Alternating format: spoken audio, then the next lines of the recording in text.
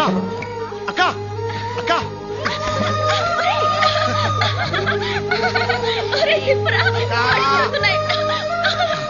ఏంటక్క ఇంత సడన్ గా ఒక ఫోన్ చేస్తే నేను వచ్చి తీసుకొచ్చాను కదా. ఊరికేరా, మిమ్మల్ని అందరినీ చూడాలనిపించింది. అమ్మ జానకి రామ్మ కాడు కొడుకునిచ్చి భోజనం చేద్దాం. నో, అక్కిలాంటి చెత్త తినడానికి వీల్లేదు. తనకి ఇష్టమైన అరటిపూలు తీసుకొస్తాను, అవి వండి పెట్టు. అక్క 10 minutes నేను వచ్చి తినిపిస్తాను.